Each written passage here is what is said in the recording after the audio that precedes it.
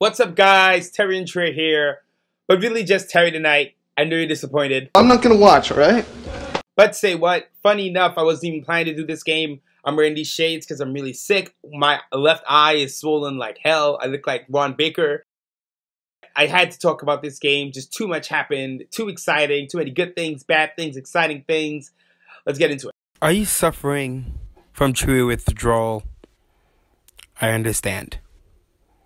Well, I have some good news. False alarm, guys. I found her, and I'm letting the eye loose. I'm here. It's out here now. This is it. This is real. This is Knicks basketball. Take note.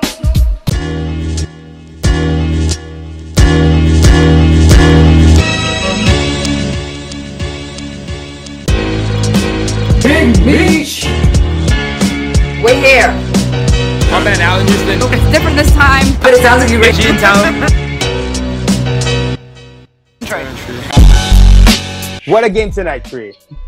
Such an exciting game, and I always say this, that the Knicks always have exciting games. We actually had tickets for this game, and we saw them because we were both kind of out of it.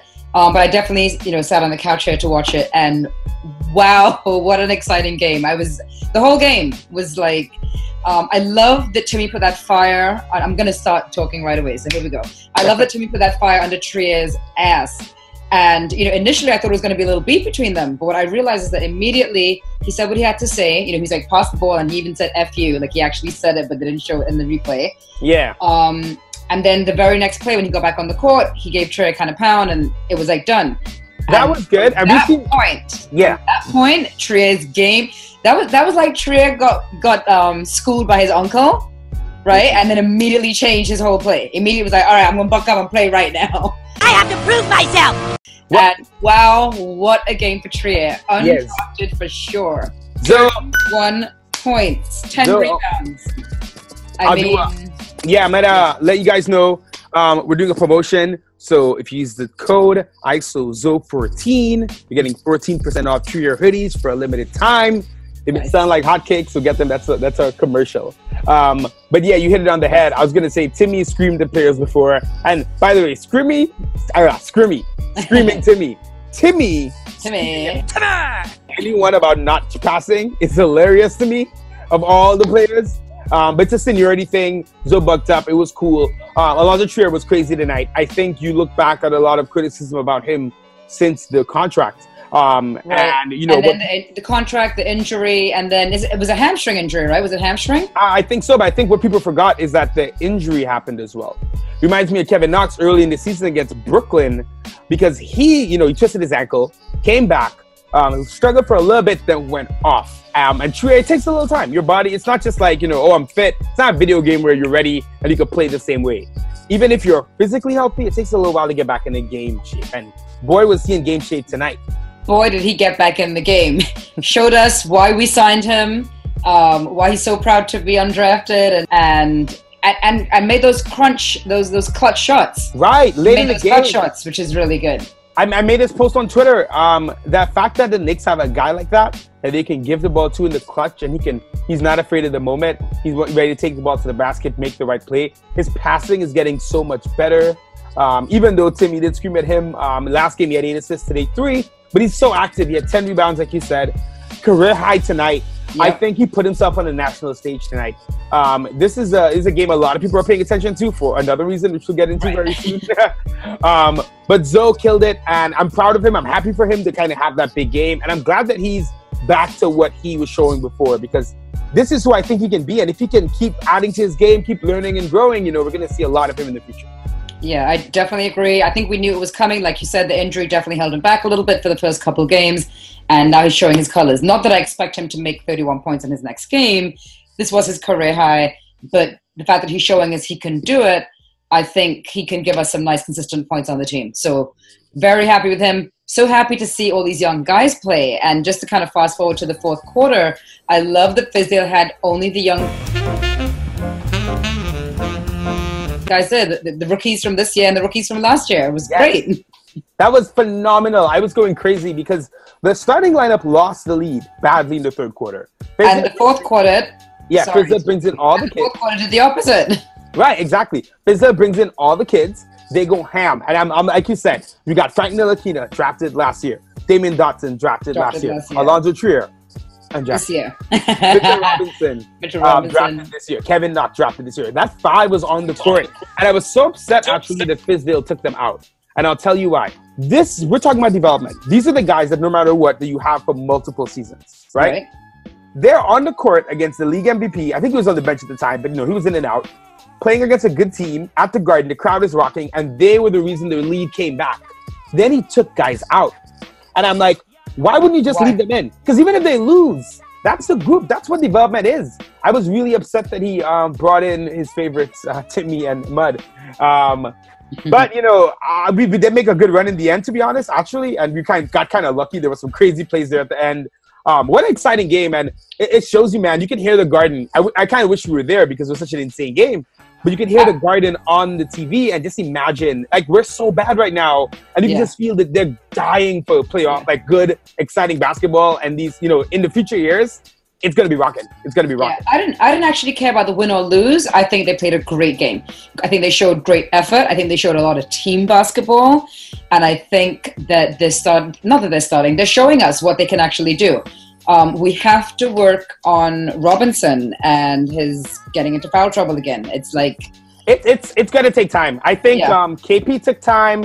But one thing I'll say about Mitch blocked Harden 3-pointers twice. I've never seen that happen. Like, the Garden, they were like, oh, shit, did Mitch just block a 3? You could feel it. Mitch is insane. The fact that Mitch is 20 years old, didn't play college basketball, matched up against the league MVP. James Harden, by the way, who's averaging 40-something points over his last 20 games. And 52 over his last 5, which is insane. Right. And Mitch is there matching him. Harden's smart. Harden's still, but that guy, he's so smart and so good. So even, so Harden had 61 points, but, a lot of his points come from getting the free throws and getting people into, using his body, getting people into foul trouble, and knowing how to get all the calls that he wants to get. Oh, so you saw Fizdale. He's a very smart player and a veteran and knows how to do that. So it's not really necessarily always about him scoring from the court. Oh, yeah, and then the problem is he's so good at scoring from the court that they try to play him close. The first play of the game, he hits a 3-pointer and gets fouled for a 4-point play. James Harden is just, a lot of people hate how he plays, and I definitely understand it. It's frustrating. You saw Fizdale, he definitely didn't like it. But what you can say is that he's crafty, and stars kind of know how to play the game. Now, Fizdale had everyone mocking him. I know. We have to keep rotating. Now, Frank, I got to talk about Frank because he did a nice job on Harden. I think in the second half, he actually might have held him to 0 points. I'm going to have to fact check that. Frank scored no points tonight, but he's an example. This is an example of the player he is. How valuable he is. Yeah. Big shout out to Michael Sharon, who made a great post under our last video. I'm going to put that up on the screen so you guys can see it. Go back to the last video and read it in its entirety. Yeah, definitely. Excellent post about what Frank can do. If a guy can have a good game and score 0 points, that means he's able to do so many other things to help the team. Yeah, I think he had 6 assists tonight. He defended Harden. He didn't really get into foul trouble. And you can see Harden was bothered. I love that play where Harden pushed him and Frank was like, kind of like Corey Brewer that we were talking about, how Corey Brewer defended James Harden. But he got the call, and he was like, yeah, that's right. He got the call. And I'm liking, I want Frank to develop that idea of like, people forget Frank was brought in as a defensive guy. We're trying to make him all these things. But that's what he wants to do, naturally does. So I'm glad to see Fizdale kind of trusted him with that matchup for a decent amount of this game. I just wish we saw, and Fizdale's leading towards this. So I'm going to step back because we are seeing the kids, the rookie sophomore crew getting some serious run. And we didn't see tonight, Enes Kanter, and he was not happy after the game. He was upset because he was told that he was going to play tonight's game, and then he was a DNP. If you're going to play me here, play me, or if not, then just get me out of here. Bye, Felicia. His style of basketball wasn't really going to fit against Houston. So I think Fizdale had to make that choice at the last minute that, listen, he's not the right person to put on the floor. Yeah, his lack of mobility is really the issue. Right. Because Mitchell's taller than Kanter, but Mitchell can move. Ennis is like a cement truck trying to turn a corner. Like plunging. Yeah. He's like the media giant. I don't know what to call him. He was upset. He saw his post-game interview. Gonna play that so you guys can hear it. There's a trade or buyout coming very soon. He said either play me or trade me. So it's happening. He's done. I said in the last video, he's done. She said it. But a crazy game at the Garden, and it shows you what the Garden can be. Harden said before the game he wanted his Garden moment. and he had it, unfortunately. Something like 61 points, 15 rebounds, 4 assists. We held his assist down tonight. But thankfully, 1 point shy of Melo's record. So Carmelo Anthony holds it. I saw that. I'm so happy he didn't break it because it's kind of whack to have the record on your home floor. Not made by your home team. Your guy, right? So Kobe had it with 61 in 2008. And then Melo got 62 against the Bobcats. In 7 less minutes than Harden today, by the way. Shout out to Melo. And even though Harden got the dunk at the end, still short. But a good win for the tank. This is like a great tank win. I felt really good about it. I just want to see what Fizdale does with these rotations because I felt like he saw a lineup that was working. I don't think he was tired. And then he took them out just because he had to go back to Timmy and Moutier. And I feel like he's given Timmy and Moutier. Moutier had 7 turnovers tonight. I think he's given Timmy and Moutier so much leeway. Whereas you see Frank and Dotson don't get the same thing. And the Knicks Film School did a great article about this. David Early, I'll post this as well, where he talks about, he looks at the best lineups the Knicks have had all season. And that whole kind of rookie crew of like Frank, Trier, Dotson, a little bit of Vonleh, a little bit of Robinson, in all the best lineups, meaning how they performed when they played together, they're in most of the best lineups. So I must feel like maybe Fizdale knows he's tanking.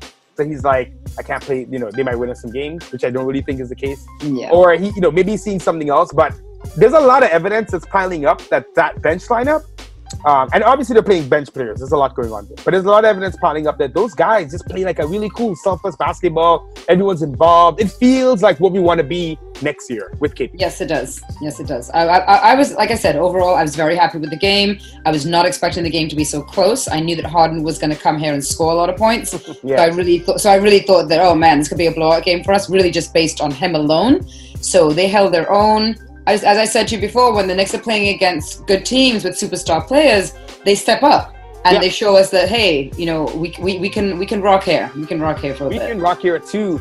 I'm out with my eye patch. Ron Baker, I am gone.